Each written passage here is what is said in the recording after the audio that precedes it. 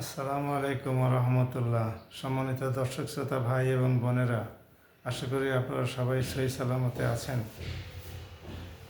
মধ্যপ্রাচ্যের সামরিক দিক থেকে শক্তিশালী এবং তেল সমৃদ্ধ দেশ ইরানের সাথে আমেরিকার অত্যন্ত যুদ্ধাবস্থা চলছে।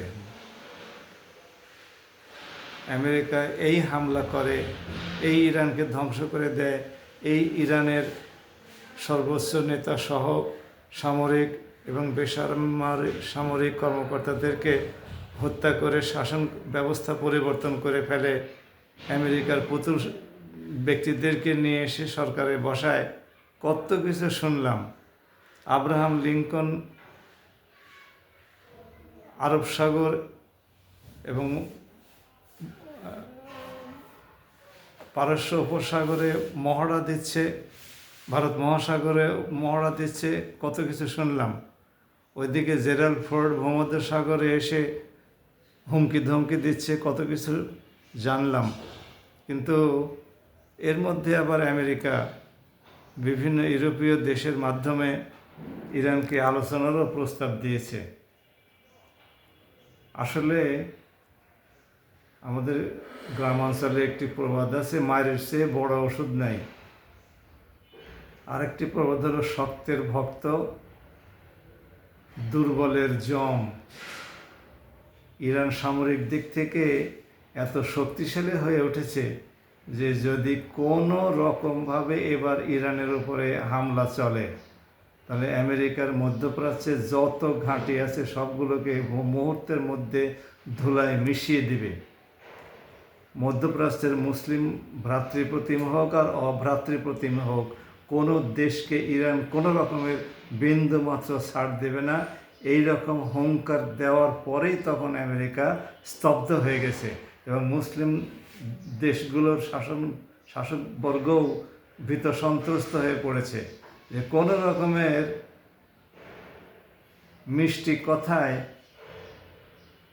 ইরান আর ভুলবে না।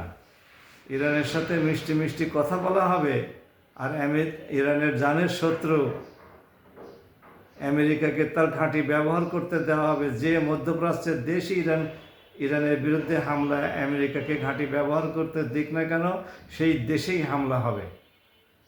এই হুঙ্কার দেওয়ার পরে তখন আরব দেশগুলো নড়ে চড়ে বসেছে। এখন পর্যন্ত আমেরিকাকে তারা না বলেই যাচ্ছে। এখন বাকি থাকলো শুধু জর্ডান। এই জর্ডান গাদ্দার একটা দেশ। এর শাসকবর্গ সবসময় ইসরায়েলকে প্রশ্রয় দিয়ে এসেছে এবং আমেরিকার একটা মস্ত বড় এয়ার বেস সেখানে রয়ে গেছে। সেখানে প্রায় 160টির মতো যুদ্ধ বিমান মোতায়েন আছে, অন্যান্য সরঞ্জামাদি তো আছেই।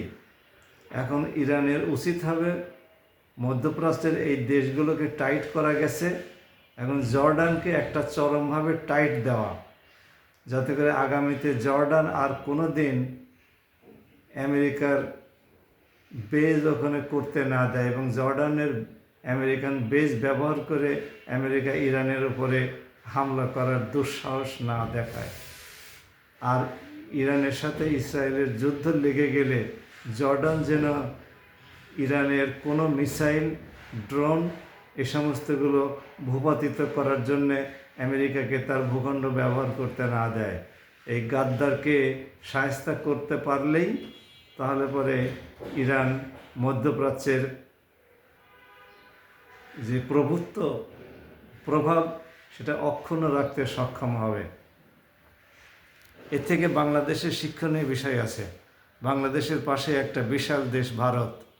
ভারতের সাথে আমাদের সামরিক শক্তির কোনো তুলনাই হয় না। ইসরায়েল 20,000 বর্গ কিলোমিটারের একটা দেশ হয়ে যদি গোটা মধ্যপ্রাচ্যকে কান ধরে উঠায় আর বসায়, তাহলে বাংলাদেশ 18 কোটি মানুষের দেশ। সেখানে আমরা তো কোনো যুদ্ধ করতে যাচ্ছি না। আমাদের উপরে যাতে করে কেউ হামলা করতে সাহস না পায়, এই ভীতিটুকু প্রদর্শন করতে পারছি না কেন? পাকিস্তানে মাত্র 25 কোটি মানুষ। সে পাকিস্তানে তো ভারত হামলা করে সামাল দিতে পারে নাই। এখন পাকিস্তান কি করে ভারত তটস্থ, চোখ তুলে তাকানোর সাহস পায় না। তো বাংলাদেশের দিকে চোখ তুলে তাকানোর সাহস পায় কী করে?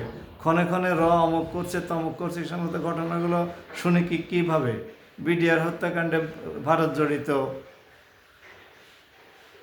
এ সমস্ত কথাগুলো আমরা কেন শুনি? ভারত আমাদের কাছ থেকে একতরফা সমস্ত সুযোগ সুবিধাগুলো নিয়ে চলেছে, আমাদেরকে পাকিস্তানকে থেকে কোনো সুযোগ সুবিধা ভারত আদায় করে নাই।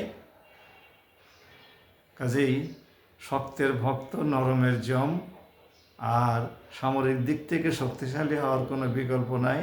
বর্তমান বিএনপি সরকারকে অনুরোধ করি, আপনারা কোনো দেশের সাথে যুদ্ধ করার জন্য নয়, নিজের প্রতিরক্ষা ব্যবস্থাকে সুদৃঢ় করার জন্যে এবং দেশের স্বাধীনতা এবং সার্বভৌমত্বকে নিশ্ছিদ্র, অক্ষুণ্ণ এবং নিরাপদ রাখার জন্যে সামরিক দিক থেকে দেশকে শক্তিশালী করুন।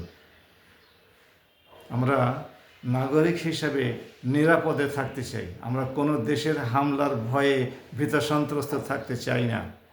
আশা করি বিএনপি সরকার এটা খেয়াল রাখবে। সবাই ভালো থাকুন। আসসালামু আলাইকুম রহমতুল্লাহ।